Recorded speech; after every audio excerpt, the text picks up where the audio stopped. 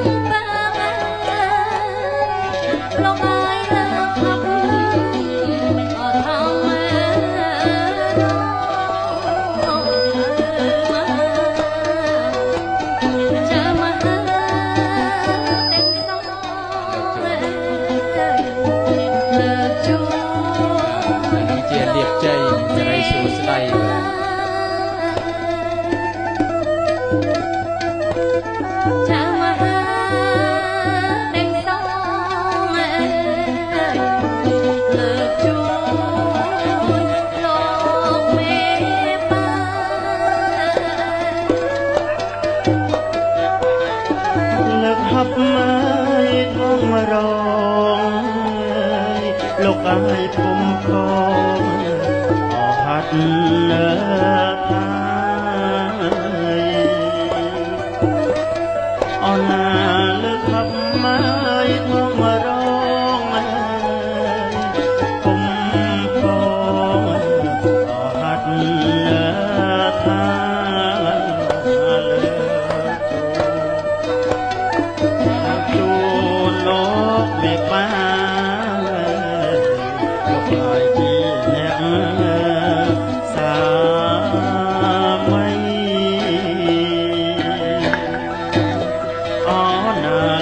ជួនលោកមេបាលោកបាយជាអ្នកសា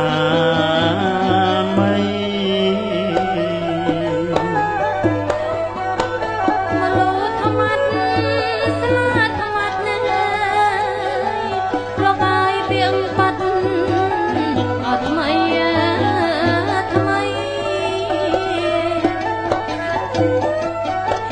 មលោធម្មៈ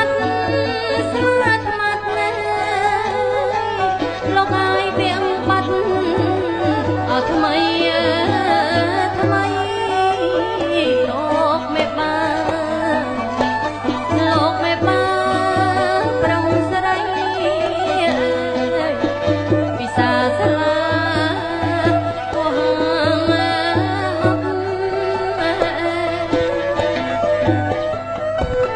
លោកមេបាប្រងស្រីគ្មានថ្មី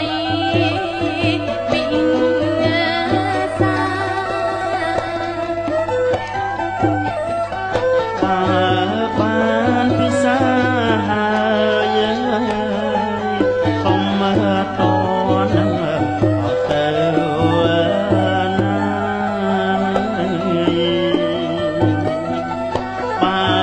បានពិសាហើយលោកអើយខំតណាអត់ទៅ